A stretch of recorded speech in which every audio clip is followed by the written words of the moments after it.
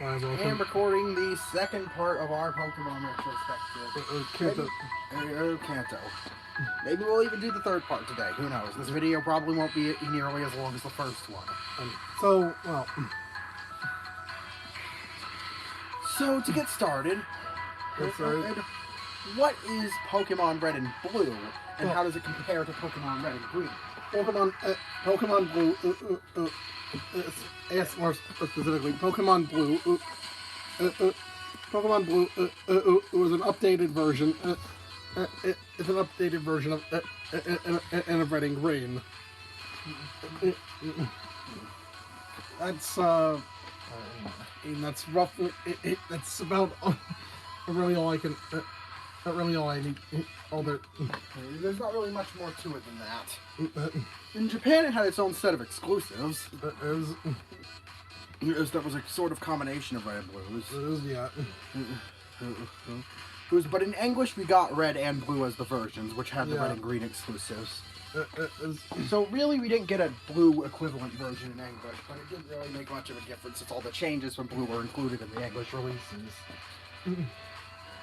Yeah, various fixes in the game include a graphics set, it's a sound upgrade as well as the removal of several known glitches that have been found in the original pair. We'll go into more detail about stuff in a bit. Is there anything else we're using this theme for? There's another part? Development. Well, yeah, let's go over the development of this game. First, what sparked the decision to make an updated version of it? There's not actually. Why does Pokemon Blue exist?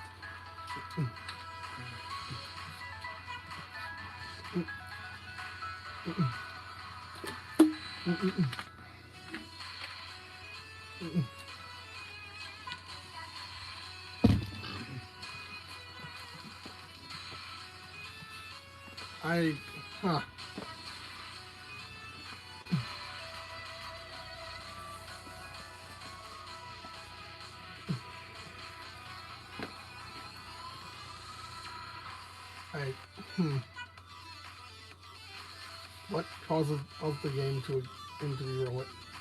Why did this game get made? Was it for localization? No, that's not why. I think it was mainly just for bug fixing. Okay, basically the originals were so buggy that they wanted to patch things up a bit. However, Blue had a very interesting release. Yes? It is. Oh, by the way, right now you're listening to Route 24, Pokemon Remix, Ramstar, / no copyright music, free download by Ramstar. Yeah, alright. One word. Yeah, Pokemon Blue was actually it revealed Ilding Horokoro, which you might know of. For being a pretty prominent figure in leaks. So you're like, providing official information early. Because, the Korokoro magazines would leak quite frequently. Yeah. It hasn't happened in recent years, but I think with Sun and Moon was the last time it happened. So okay, yeah, about Korokoro was the one with the very first Mew promotion.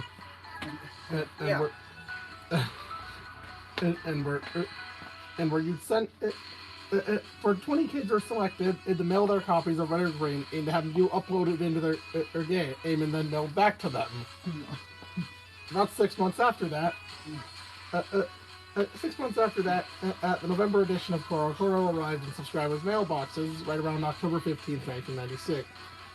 This new issue announced the new Pokemon game called Pokemon Blue. Pokemon game called Blue was being made and available exclusively to Korokoro reader. There is also included an application form is needed to mail in order to purchase a copy, as well as a set of instructions. Did it stop being a Korokoro exclusive after a while? So the thing is,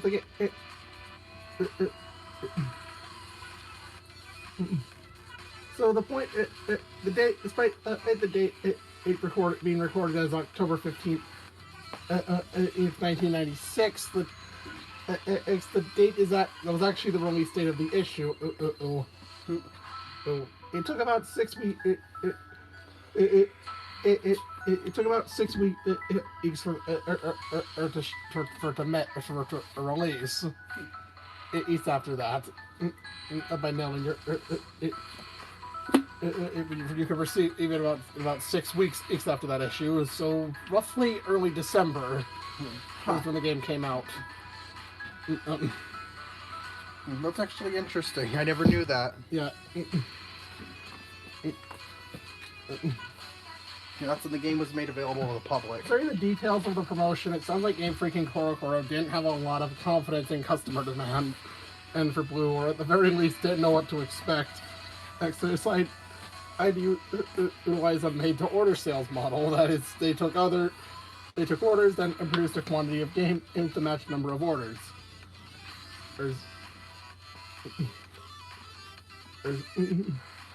Blue wasn't actually made available until 3 years later in October 1999. Wow, they made it publicly available? Yeah, available to purchase. Without CoroCoro, way later. Oh, chances are the people that bought Blue who probably weren't even subscribers.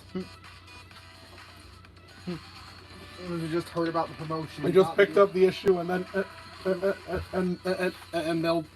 and filled out the survey. A specifically for a copy of the Pokemon game. Yeah, that's about really all you can find. And some sprites are different from from the final release. But that's really not super significant. Yeah, that's about it. That's about it in terms of Blue's development. Now, what about the localization in a Pokemon? On the very first Western release of the franchise.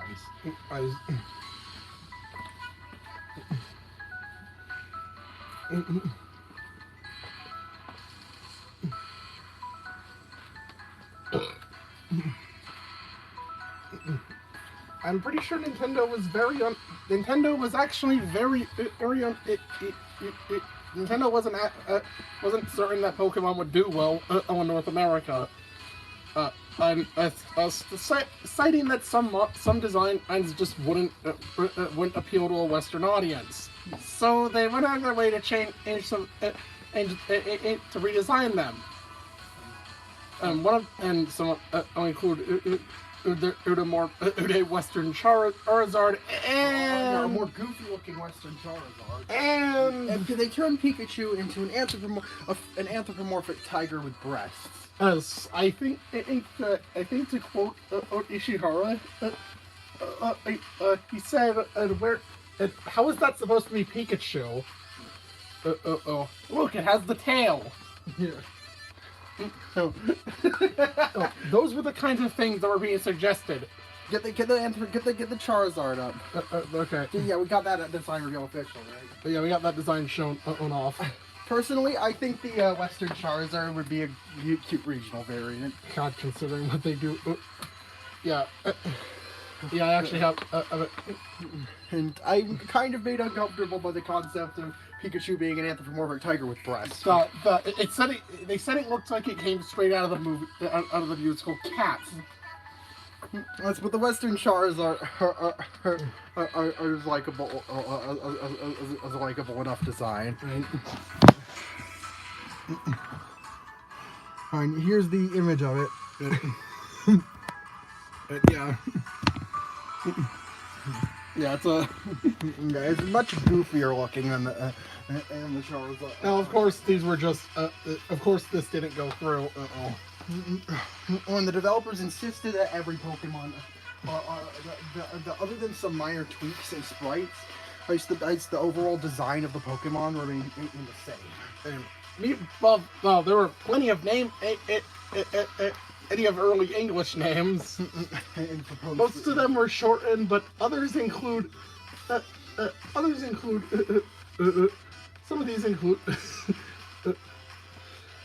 Some of these fucking include. Cubone being.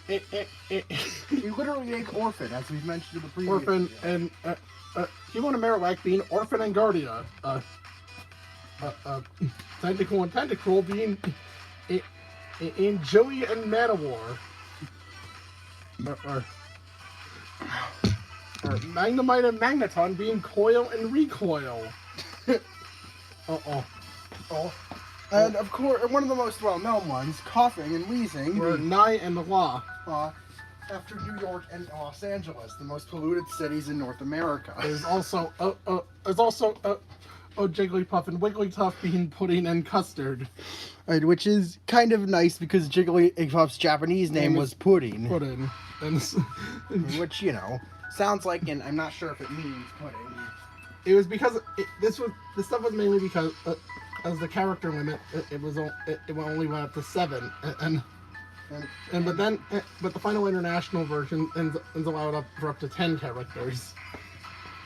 But to allow for longer names. And so, and also the original slogan for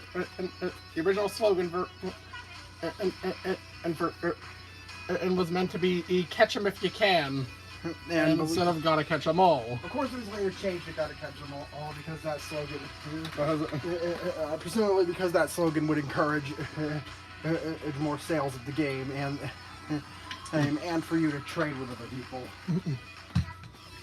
And that's well, since you can't catch them all without trading with other versions.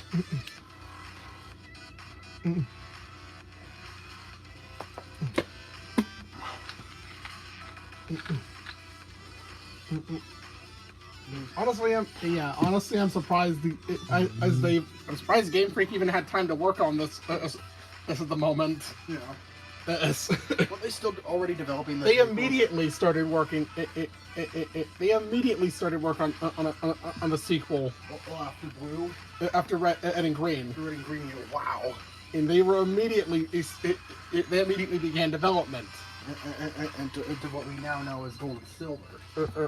So yeah, I'm surprised they got this out. Out in. Well, yeah, I'm pretty sure they needed more more management. Yeah, they needed more stuff to hold people over. Yeah. Or so. I mean, to be fair, it's not like this one took took a whole lot of effort.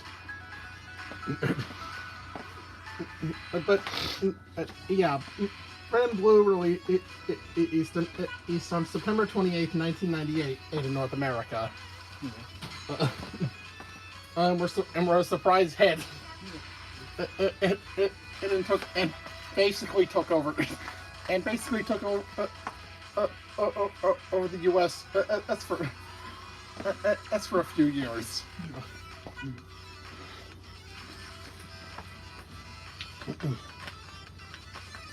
I think that's about all I have to say about development and stuff.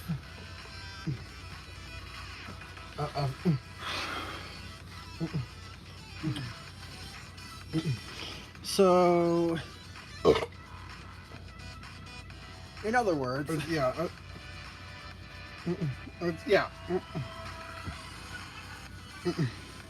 So yeah, we spent about 13 minutes talking about that.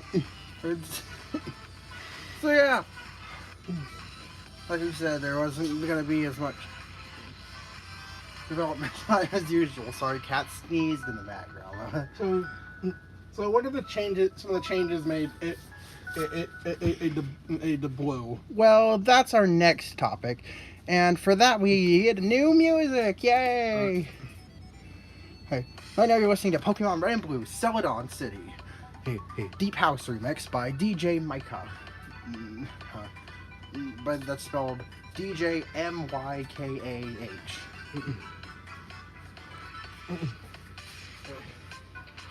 So let's go over some changes between the versions, shall we? In addition to rating some Pokemon. So, well, for one, Blue's intro, instead of a Nidorino, is a Jigglypuff. Which is super weird.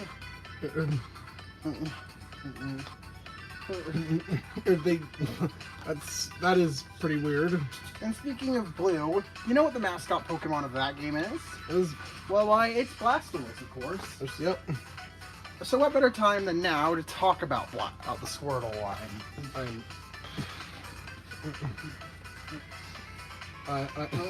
After all in fitting with the game's mascot, Noah, of course, chose Squirtle as his starter when playing through Blue. Blastoise is actually Yeah. What was its special stat in Gen 1? 85. 85. Okay, so its special attack is now. Yeah, well, it has pretty high defense. Yeah. It was mainly known for its defense. And its ability to wall physical hits really well. It's weirdly enough the only pure type, the only mono type starter, and it retains its whole pure water. Its pure water typing throughout its whole evolution. As Squirtle, which evolves into Wartortle at level 16, and the Blastoise, and the Wartortle evolves into Blastoise at level 36. Yeah. But now Blastoise's moveset in Gen 1, I assume it was mostly ice. Water. It actually, wow. Wow, this thing had a good moveset. Yeah. Yeah, it can learn both Surf and Strength. And ironically, I think Blastoise might literally be the best starter in this game, and purely on moveset variety. Wow, that's... See, it gets normal, water, ice, fighting, and ground. Oh, yeah, that's pretty good. Blastoise, and not to mention the fact that its offense stats are 2 points apart, means it can function really well as a mixed attacker as well. Allowing for a moveset, your moveset will probably look something like Surf, Strength, Ice Beam, and Earthquake. Yeah. Since Submission was really the best fighting move in Gen 1, and that's a recoil move. So it's kind of risky. Alright. So, but as for Blastoise itself, what would you give it?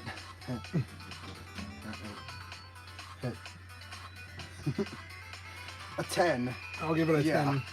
Speaking from an objective standpoint, I think Blastoise is definitely the best option. Even if it feels, even if its progression feels a little, very evolutionary family progression looks a little weird. Like, why did Wartortle get wings in its middle stage and suddenly lose them when it became Blastoise? Yeah. Originally, Wartortle was meant to have two. No, it wasn't. No, Wartortle was meant to have a different final stage. Blastoise had a different pre-evolution, and it was part of a two-stage line, but they later merged the two evolutionary lines. Because having two water turtle Pokemon felt redundant, I guess.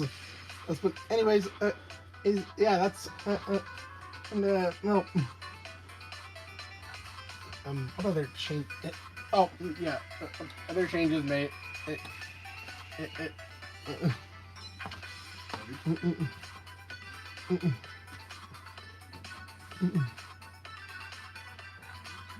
Some Pokédex entries were changed.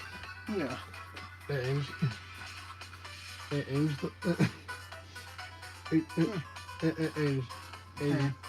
And such as Nidoqueen. Being listed as 6 kilograms. As 13.2 pounds. Opposed to the 136.7 pounds of Nidoqueen. Which had to be changed for obvious reasons. It had to be corrected to 132. Speaking of Nidoqueen.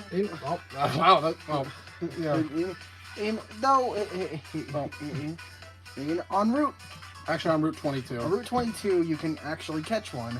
Same goes for Spearow. Same goes for the Pokemon Spearow. Yeah. Which we'll go over after this. Now, Nidoqueen is more, is more defensive. But it's not like it can't hit hard as well. Yeah.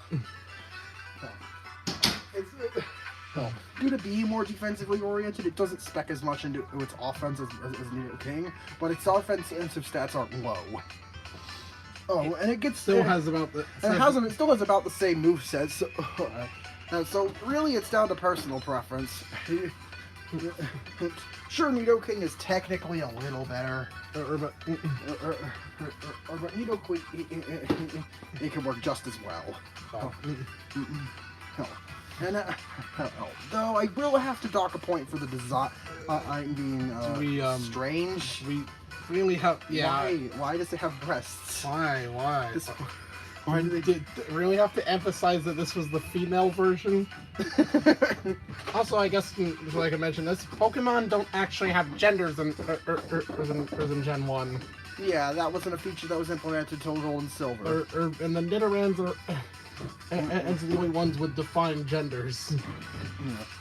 Is in game. Yeah. I'll give this line a 9 out of 10. And if it wasn't for that, it's Nidoking, but if you don't want to go, if you want to be a little more careful, as opposed to the trade-off for a little less raw power. God, these things are 4'3". Only like 4 feet. It's not much tall. It's not. It doesn't have. Unfortunately, its height isn't very impressive either. Much like its counterpart. And anyways, I guess next up, other changes include in the Japanese releases, Blizzard has a 30.1% chance of freezing. In localizations in Pokemon Stadium and Japanese Yellow, and playing in Coliseum 2 mode, reduced this to 10.2.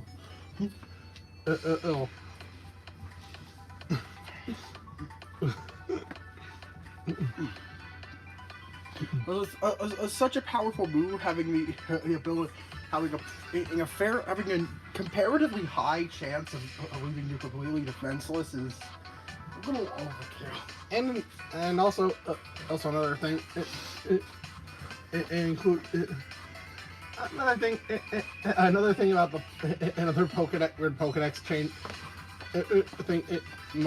Modification was Porygon going from the CG Pokemon to the virtual Pokemon. Yeah. And some hidden four hidden items were moved between red and green and blue. So the changes being retained for the international version.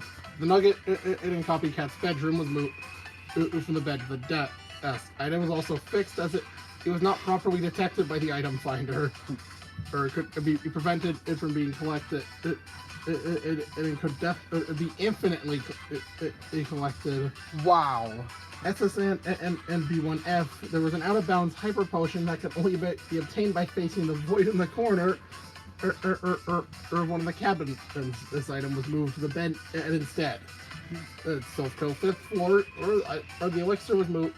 It was from the left plant to the right plant. I have no idea why that change was made. Route 17, the rare candy was moved up one tile to make it harder to accidentally bump into the trainer while trying to collect this item. And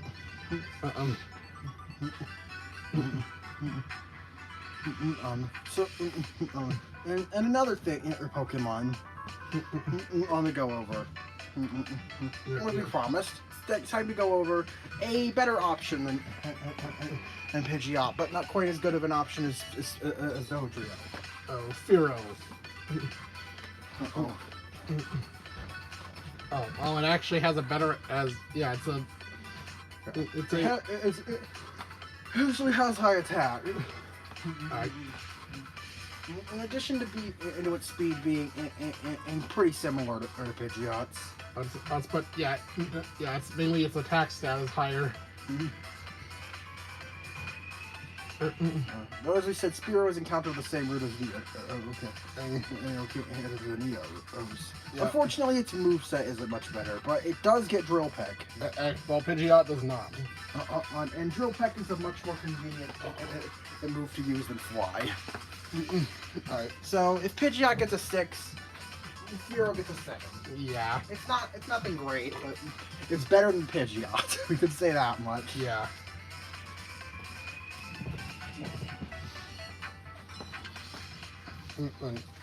Alright, so like...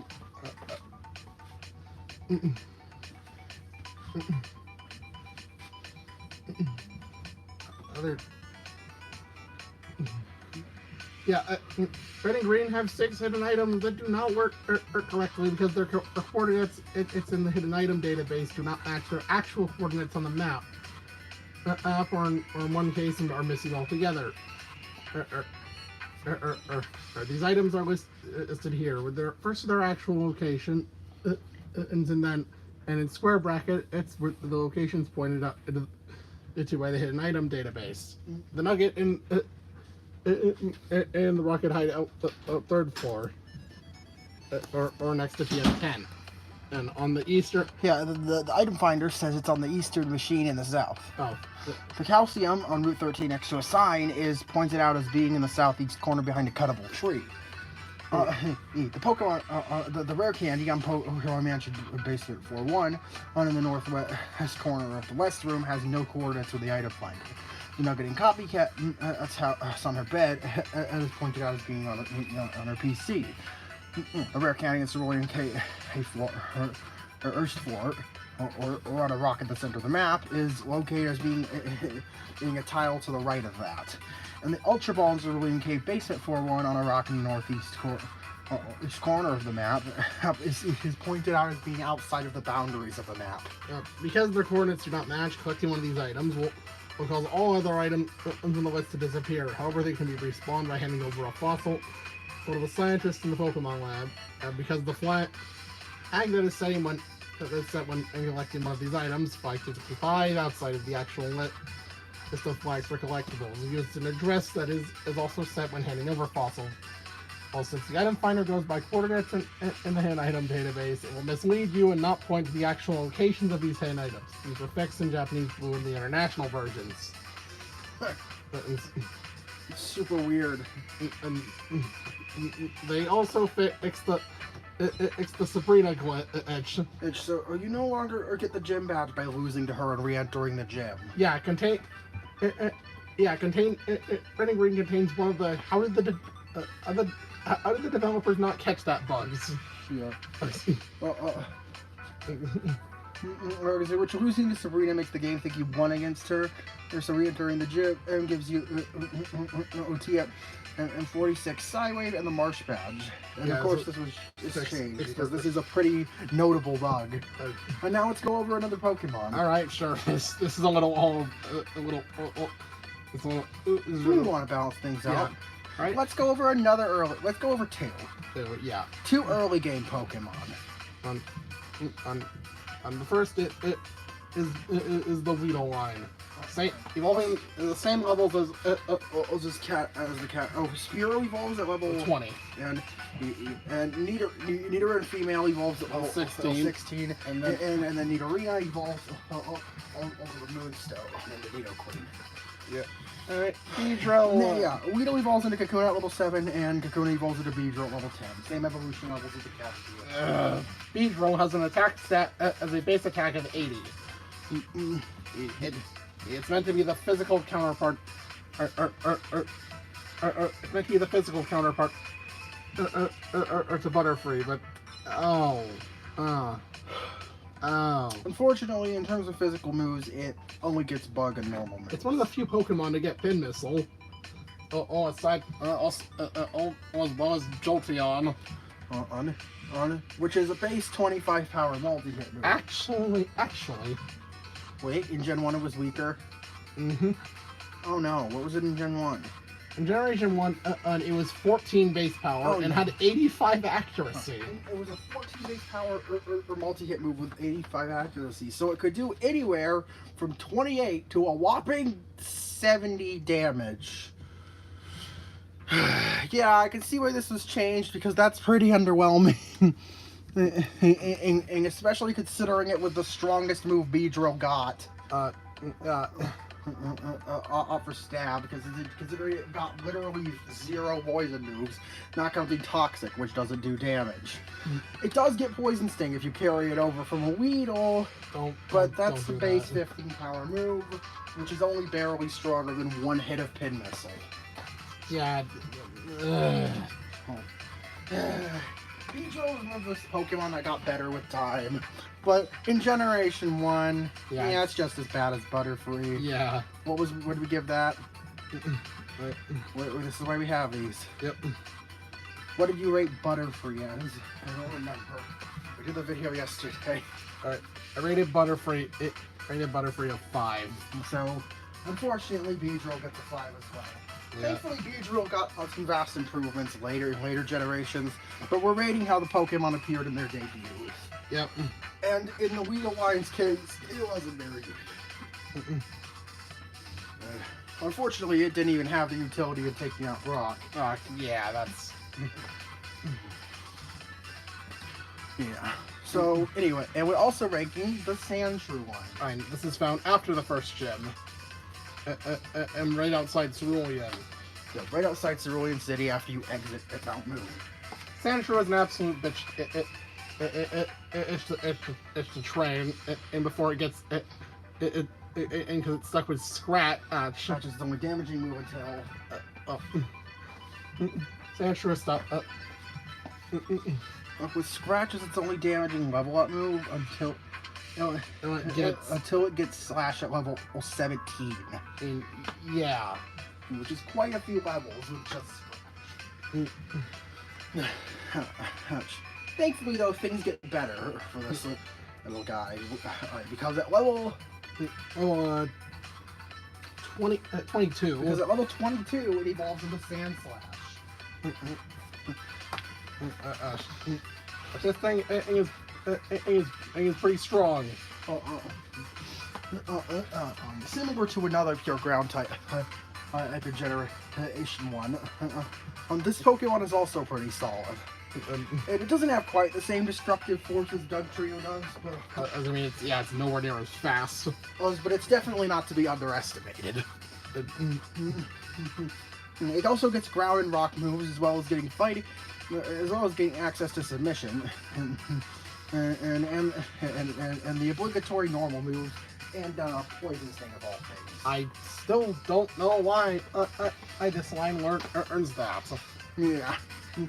And literally none of their dex entries or anything point to them being toxic, and real-life pangolins aren't toxic either. Alright, so, Sand Slash, as for Sand Slash... it's not like Dugtrio, but I give it an 8. Yeah, I'll give it an 8. Yeah. 8. It's a solid option.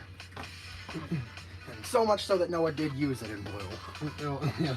Which is why we're ranking it in this game. And it's an exclusive, and not to mention it's a version exclusive. Yep.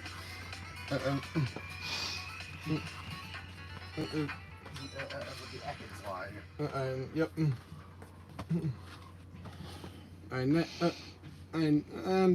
Okay, I guess another thing. In Red and Green, it's possible to surf from the north edge tile of a cliff. It allows the player to avoid the current is too fast message in Seafoam Islands and catch Articuno without solving the boulder puzzle. We'll cover that Pokemon later. Okay. In Red and Green, and in Blue, a blank text box can be displayed when pressing A on the right spot. Depending on the version, glitch will behave differently. In Red and Green, all the menu interfaces will become slower until the option is accessed. As after opening it in Blue, the music will stop and the game will freeze.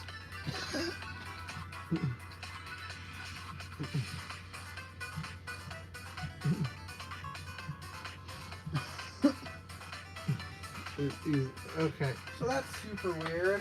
Yeah. Good. So next Pokemon.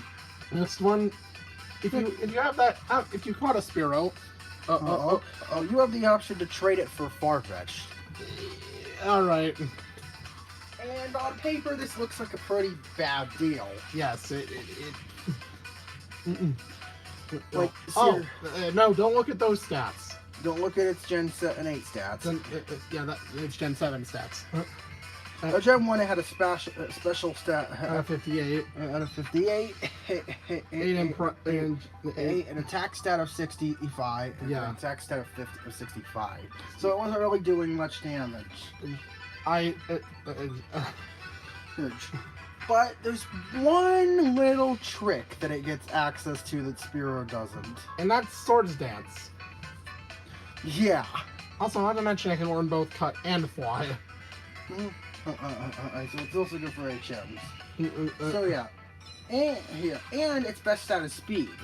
Well, yeah, I guess it is. Yeah, it's best stat. No, not best. Not really. No, never mind. Fine, but actually, that's probably a good thing when it comes to Swords Dance. Yeah. Dance in this game.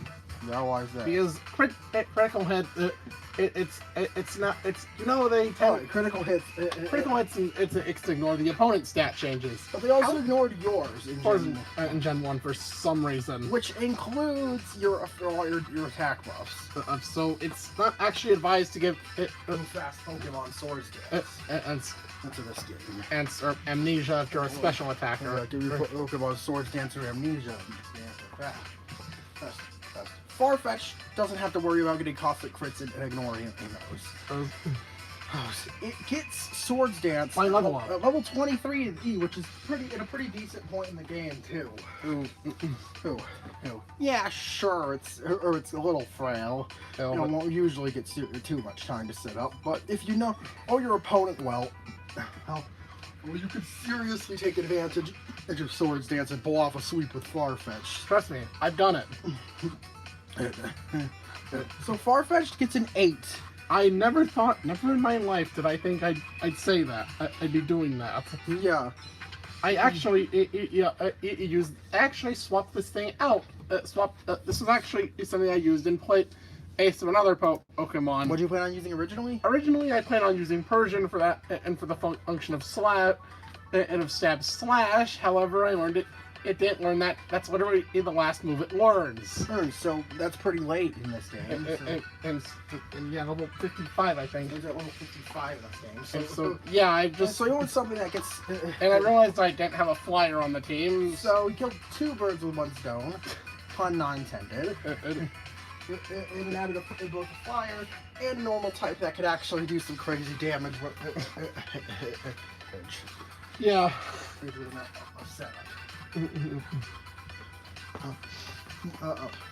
It's not the best flying as normal flying option in Gen 1 still. That option that still goes to Dodrio because Dodrio is much more consistent than Farfetch. Yeah. But when you can pull up a support and raise your attack with Farfetch, that thing can one-shot basically anything. Also, since it's a traded Pokemon, that means it gains double the experience. Yep. And however, this is actually the main function of badges.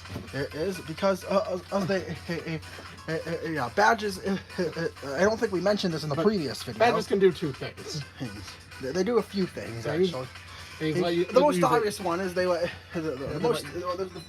few things. The most obvious 2 things are 1, they let you get into the Pokemon League once you have all 8. 2, they allow you to use gems outside of battle. Third, and what the game also tells you, is that they allow you. They allow a traded Pokemon up to certain levels to obey you. Yeah, if a traded Pokemon is too high leveled, if a Pokemon that doesn't have your OT on it is too high level, it'll start disobeying you. Which means it either won't attack, will hit itself in confusion, or use an entirely different move than or fall asleep. It can do nothing, fall asleep, hit itself in confusion randomly, even though it's not actually confused, or even use a move other than what you selected. Yeah. So yeah, it's pretty. It's a pretty bad thing to have to deal with. If you're wondering, the Cascade Badge it has up to level 30. There's no badge for up to level 20. Cascade Badge gives you up to level 30. Rainbow Badge gives you up to level 50. Marsh Badge gives you up to level 70. And with the Earth Badge, you get Pokemon. But that's also not the only other thing that I just do. But there's one more thing, or odd thing. This is also mentioned. And it was actually ditched after Generation 3. Gen 4. And it was actually, no, it was in Gen 3. Yeah, it was in Gen 3. Ditched after Gen 3. Yeah, it was actually ditched after Gen 3.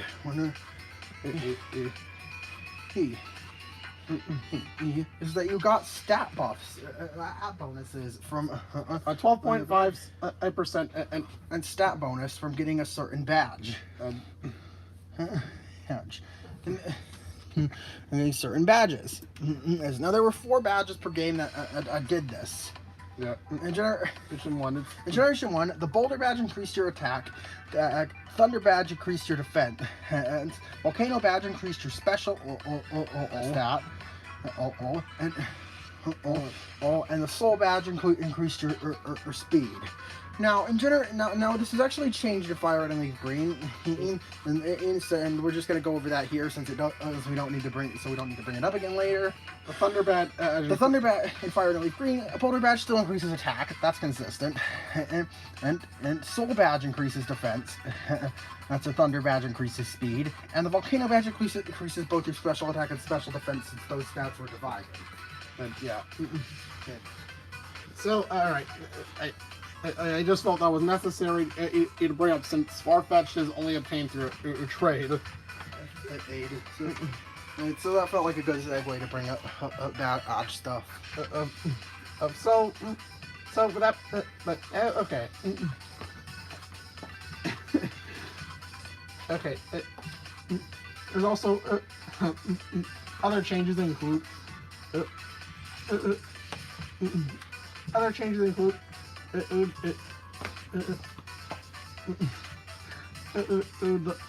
The partial move, the Swift Edge. Swift is a move that's supposed to never miss against the opponent, and even if the Pokemon is in the invulnerable alternative moves such as Dig or Fly.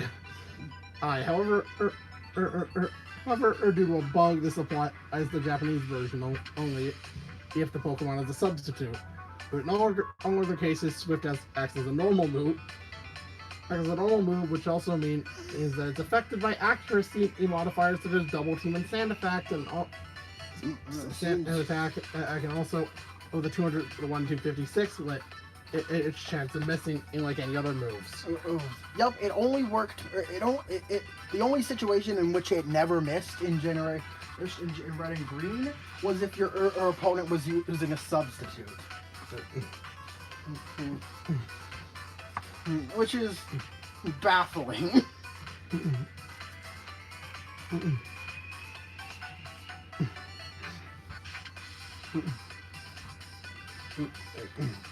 So yeah. I guess we'll go on the next Pokemon. After Farfetch'd.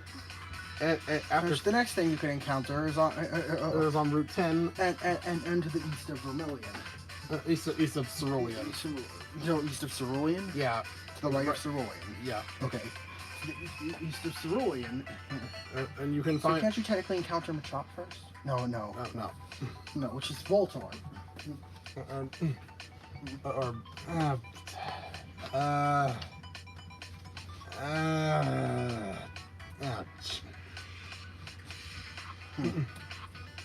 Voltorb and Electrode are pure or electric types, and Voltorb evolves into Electrode at level 30.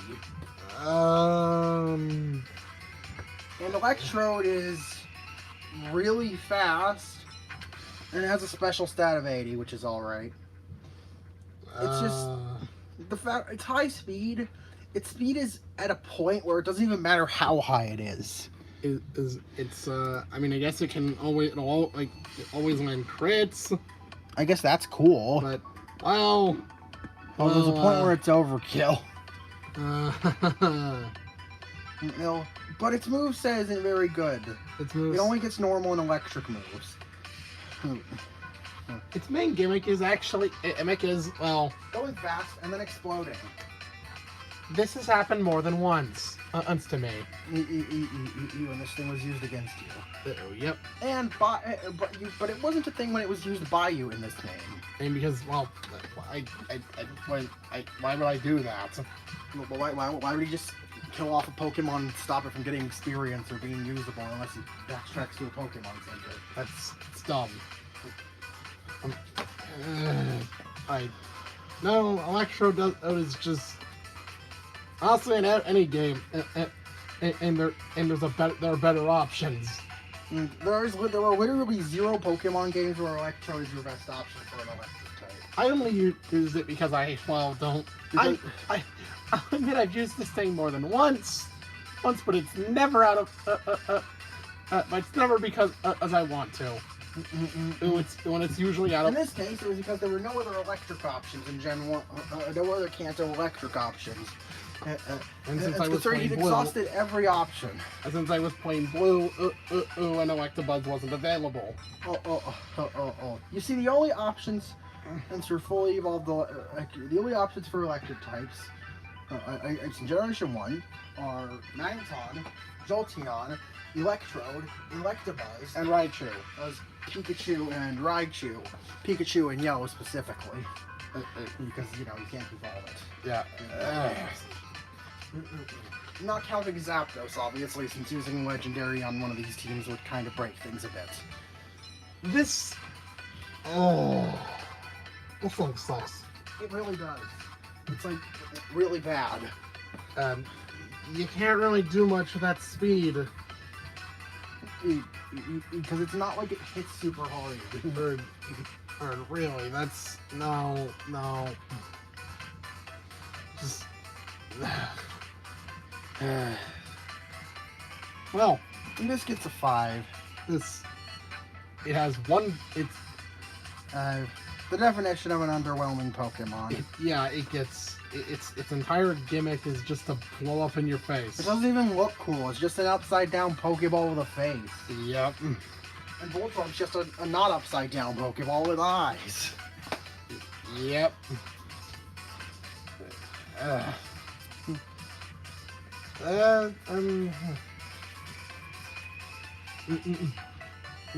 Other glitches include, other glitches include the special menu select button glitch. This is a simple and more select button glitch than the close menu select button glitch. It was never fixed until Japanese Yellow and the localization.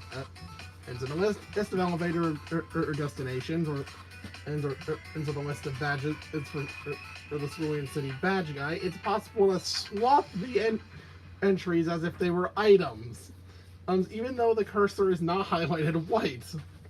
Right after swapping some entries, this type may change to something like a list of Buck's Pokemon. On corruption of the player's name, party items is also possible in at least Japanese Blue. Yeah. Ooh, what the fuck? So, anyways, next Pokemon? Yeah, sure. Inside Rock Tunnel, you can find. No, you can find I'm a shop. Which at level 28. Which at level 28 evolves into Machoke, and only through trading will Machoke evolve into Machamp. Yeah.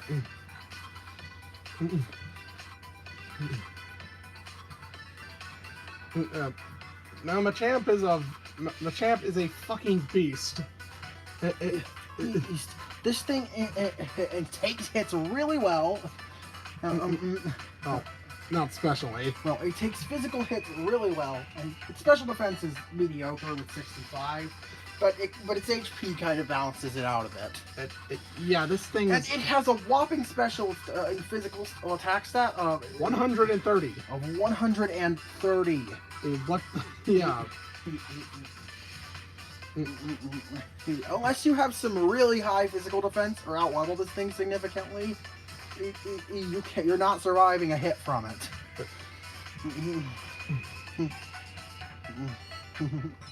This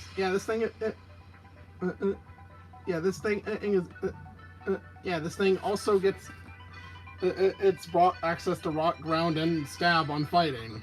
In addition to the obligatory normal moves. Machamp is an absolute monster. And probably the strongest fighting type in Generation 1.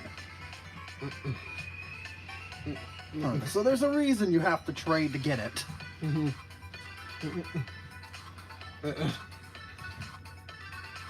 Now, what would you rate Machamp? I mean, I'd give it a 10. This thing is super crazy. Yeah.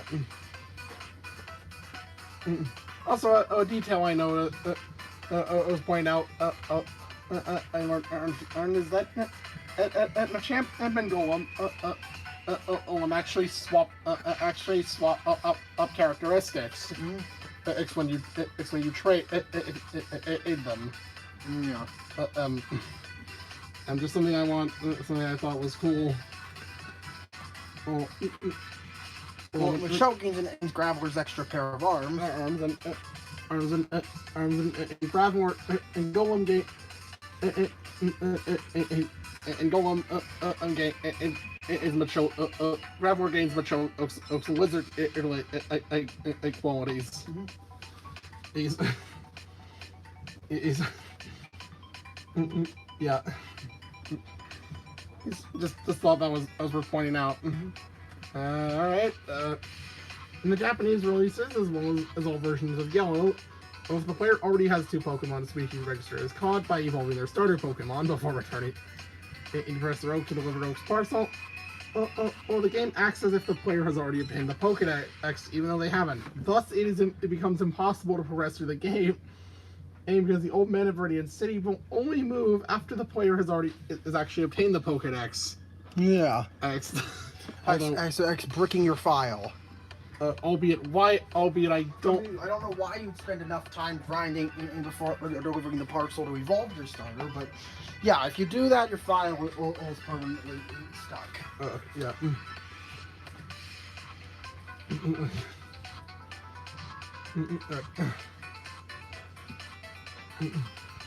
How many more glitches? Are we almost done? I think we're almost done. I will be glitching. You're almost done with the Japanese glitches. We don't need to cover the international only ones. Yeah. No, those are changes. Yeah. Go on. Right. So I guess, Next, let's go over a Pokemon that's only found in the Safari Zone. Oh, have fun. Oh, the Execute line. And Execute it evolves to the Leaf Stone. No, we're into Executor. This thing has a base 125 special. Oh, stat. That's wow. Wow. Its physical defense and HP are also. Yeah. This thing can take hits. This thing takes hits really well. And can also deliver devastating special blows. Albeit its grass options aren't particularly good. But its options being either Mega Drain or Solar Beam. Unfortunately, grass wasn't a very good type in Gen 1. yeah. But as a psychic user, it's got much more stability. It's got a bulk that a Pokemon like Alakazam won't have. Yep.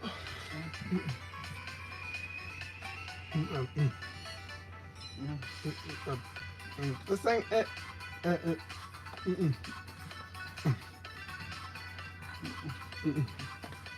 This thing is an absolute beast. The only thing holding it back is its moveset. Yeah. I'm gonna say it deserves 8 or 9. I'll give it an 8. 8. If it had a better moveset, I would greatly recommend picking up one. For your team.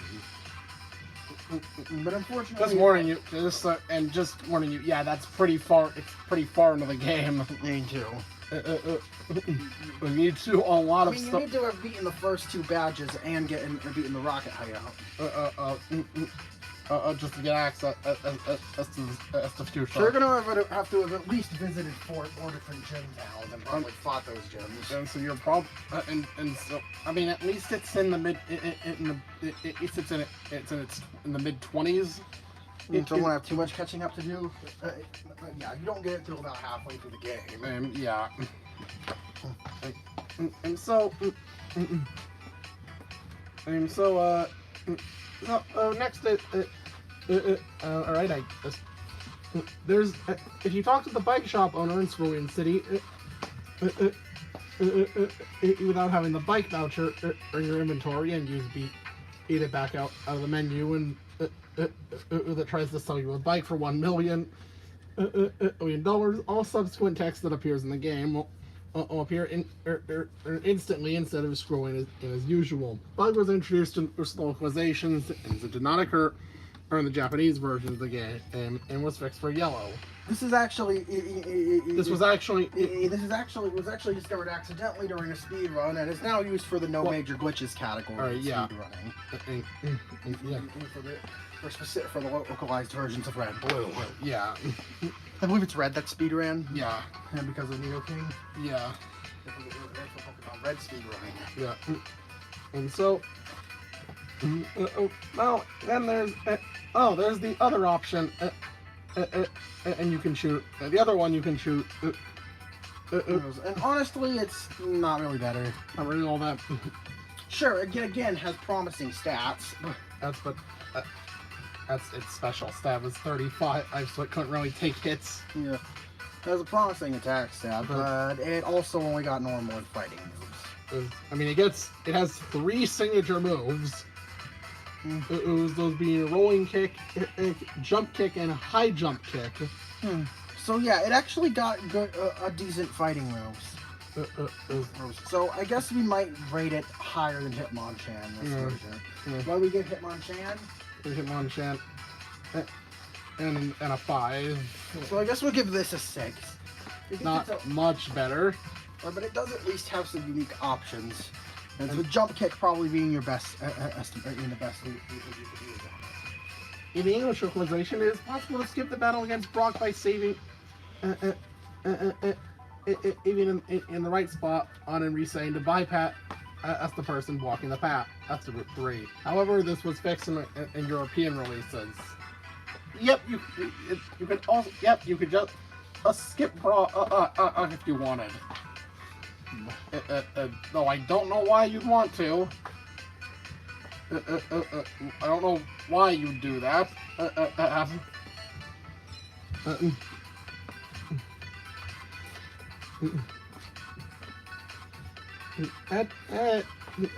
It's a very strange. I think it also gives you the ability to suddenly walk.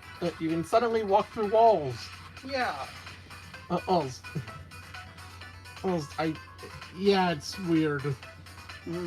Anyways, the next Pokemon we're going over is Lapras, which is actually a gift Pokemon during the Silph Code. And right before Giovanni. I think it's only level 20. It's only level 15, I think.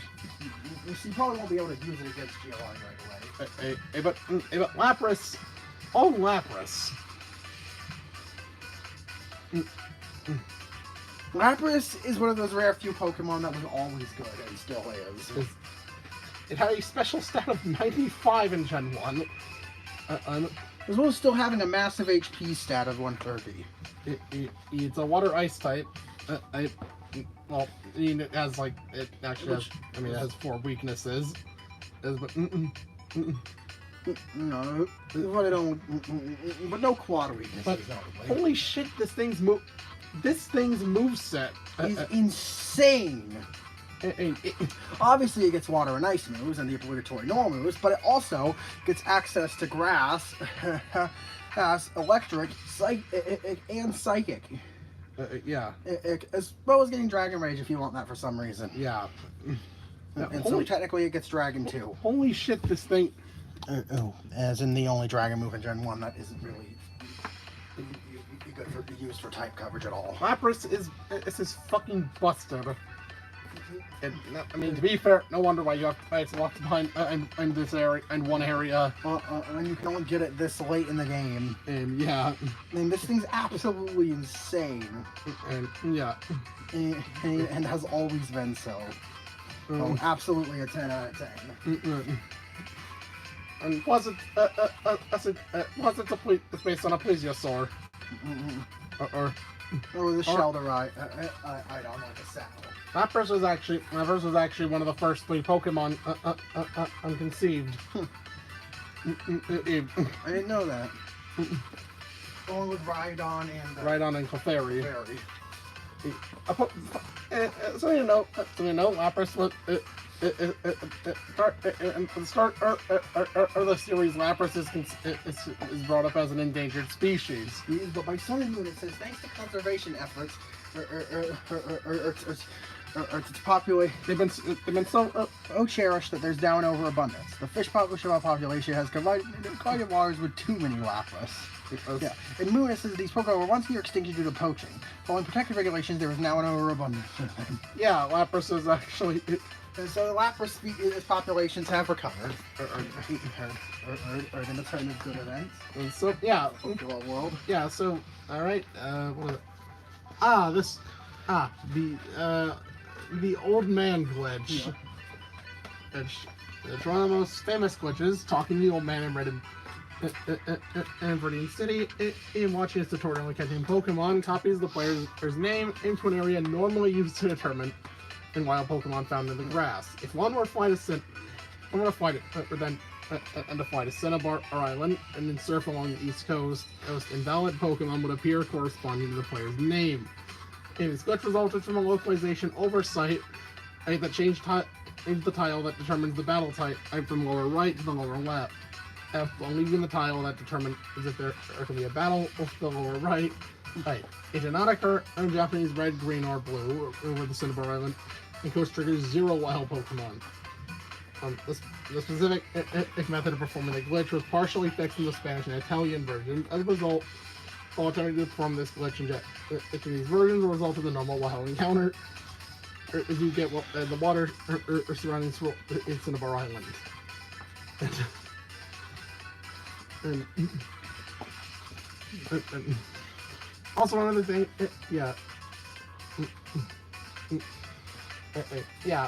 alright,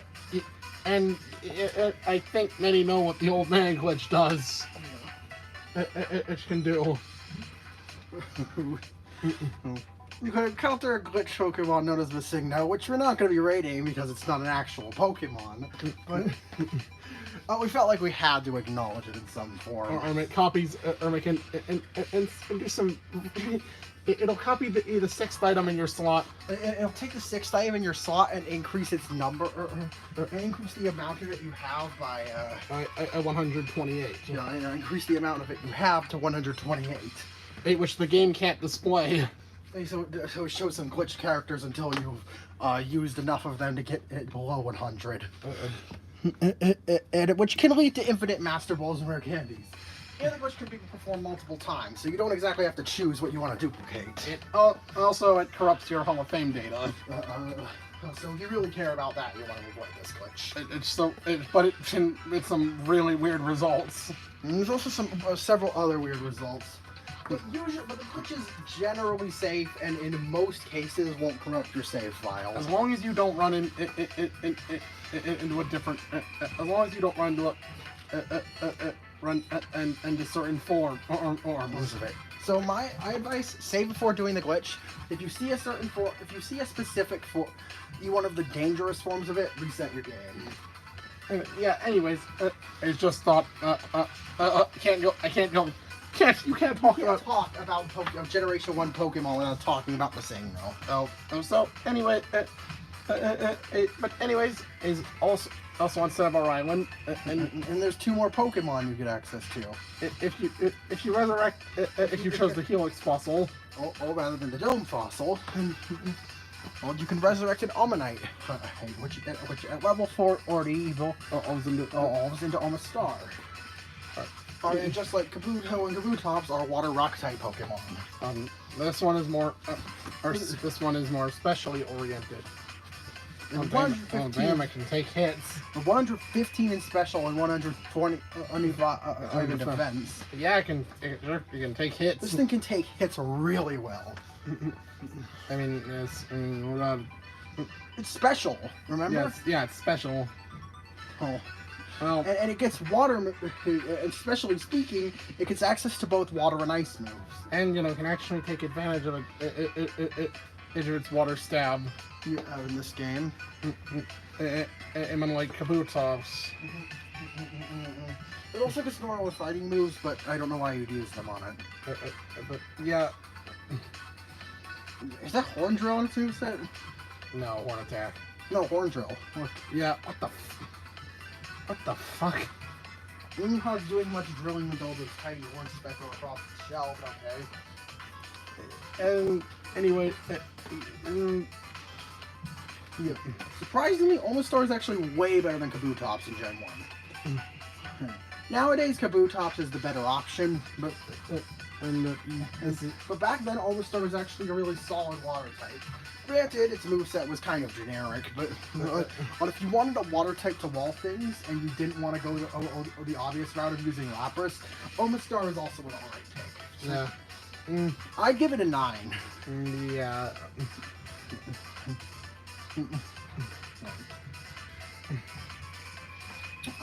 Go to Edition 1.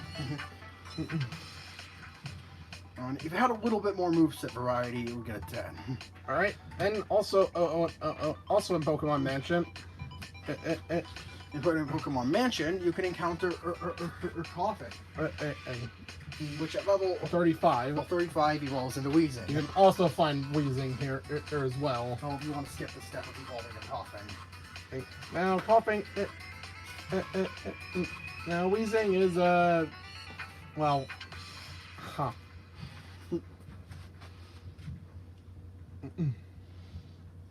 Which one was its special stat? 80, also 85. Yeah. It's a decent mixed attacking Pokemon. With high defense as well. Yeah. In Generation 1, it actually got some pretty good... actually got some okay move variety. Got normal... On the physical side, it got normal and poison. On the special side, it got electric and fire. Though its fire option was Fire Blast, so do with that what you will, since it's pretty inaccurate.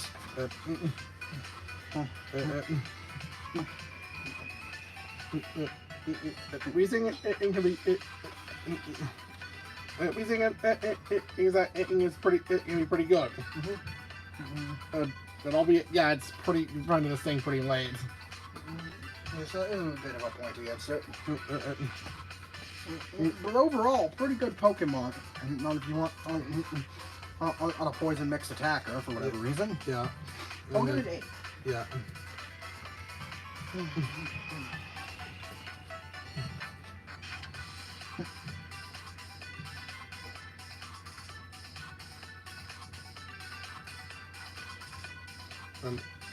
Then after that is then you can surf onto Seafoam Islands and find Shelter. yeah. Okay. What? Which evolve Which evolves into Cloyster with Water Stone. Yeah, alright. What is it? Has a special stat of 85, physical attack of 95, and its defense is 180. Unfortunately, it. Yeah. On paper, other than the fact that its HP doesn't really match up with its defenses, its stats look pretty promising. And then you look at its moveset. It gets normal water and ice. Yep, just like any other one. Just like any other water type.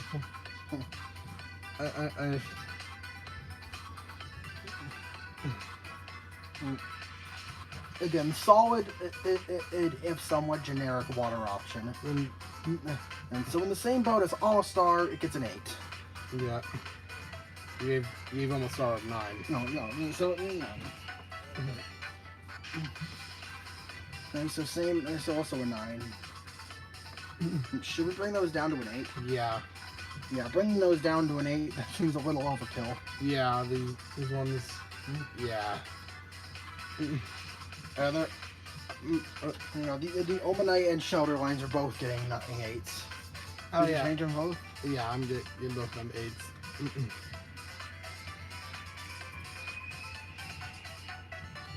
You just check. Yeah, you okay. Alright, so, I think some other changes include localization changes also include the PC boxes in the storage system were changed from 8 boxes that can hold 30 Pokemon to 12 boxes that can hold 20 Pokemon. That's weird. Yeah.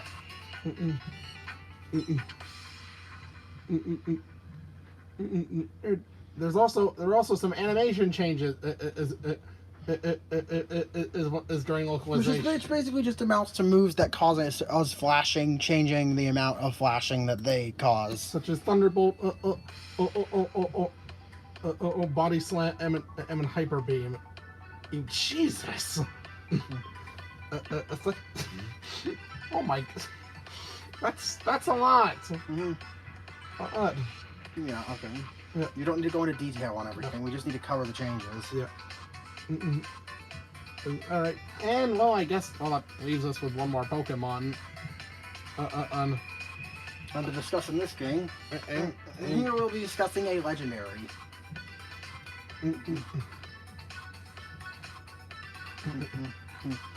That being Articuno. Yep. An ice flying type.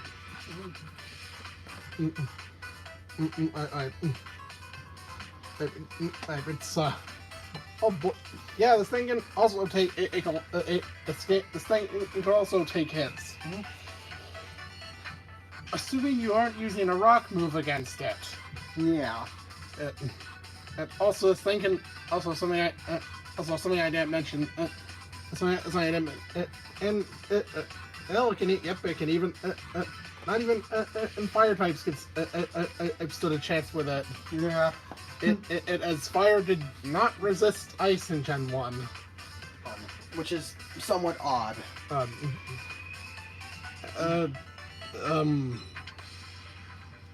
Articuno can. Okay, yeah, that's the bubble beam. Yeah. If you learn, Weirdly enough, its moveset is not very good. Can we get Psychic? No. It weren't. I mean, hey, Blizzard. This is back when Blizzard was 90 accuracy. So it could actually do some good damage with Blizzard. Or hit really hard with it. And on the merit of being legendary, its stats are just naturally extremely high. But it's yeah. Obviously, it pales in comparison to Mewtwo, but on its own merit, Articuno could be a devastating team member. I'll give it a 9. Yeah. Alright, well, that covers all the Pokemon. So, how about you read off some more changes?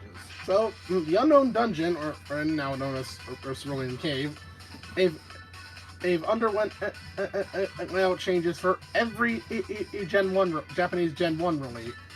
Each will have a total of 3 different layouts.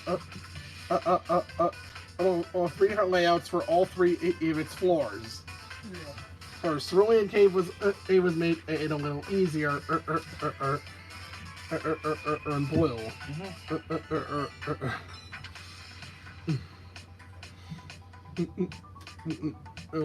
Yeah. Other things include. This is as I mentioned, it was altered 3 different times. Times in Gen 1, and actually, it was altered in every single iteration it appeared in. And with a total of 6 different versions of Cerulean Cave throughout the series. Yeah, that's making it probably the version, probably the area with the single most different significant iterations of it in the entire series.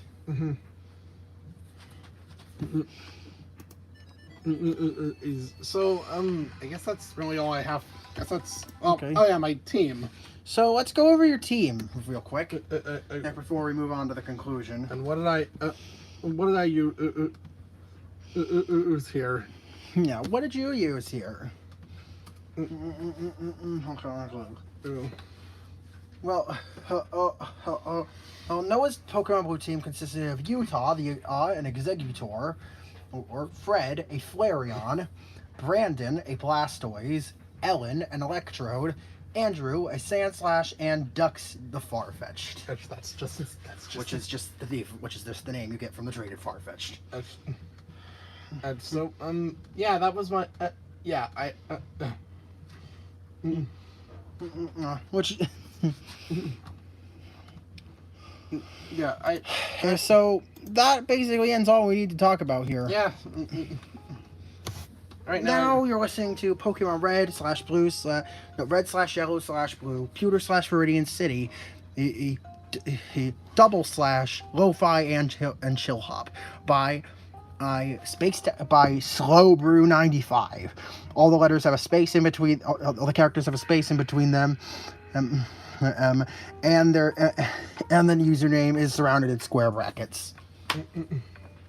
That's all. That's. So all right, let's get into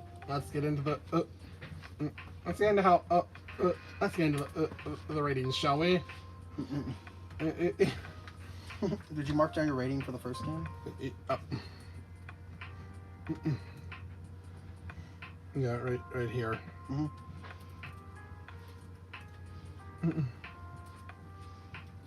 And so, so all right, gameplay is It's a step up. It's a bit. It's a bit of a step up. You know, what did we give it in the previous video? Give it a 5. Give it a 4, I think. Wow, really? Yeah. Yeah, no, it was a 5. I'm gonna see gameplay's a 6 here. 6 here. It's a little yeah, I think it's not as broken. It's still pretty broken though. And when you patch up some bugs, you introduce some new ones. As the ones I mentioned before, or during this video. So, music is music is rough. It is exactly the same.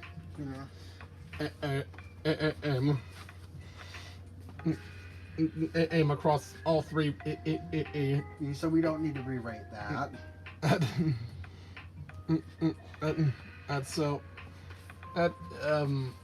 All right. And same for the story. Sorry, yeah, yeah. That was actually it mentioned on when and on receiving the game. Yeah. And warning, the game in the story is exactly the same. Yeah. So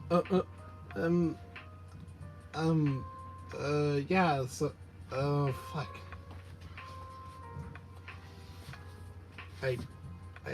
Well, that's like, it's like the only other thing in gameplay, really, the only thing that's different. I mean, yeah, I think so. Yeah. So, how much does that improve the game? I mean, not much. No, it still feels like basically the same game. Honestly, I'd probably give it the same. I'd maybe give it a 6. Yeah. A point higher for a little more polish. But well, yeah. Next, now, yeah, that concludes this part or the Kanto retrospective. And in the next video, we'll be talking about the awkward stepchild, the awkward middle child of the Kanto games, Pokemon Yellow. No.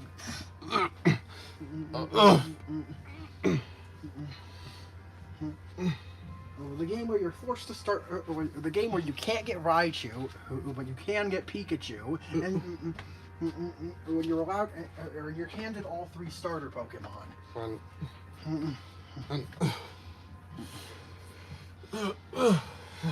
Alright, yeah, so, anyways, I'm Nozaren. Alright, I'm sure my wonderful viewers. See See you in the next video. Yeet.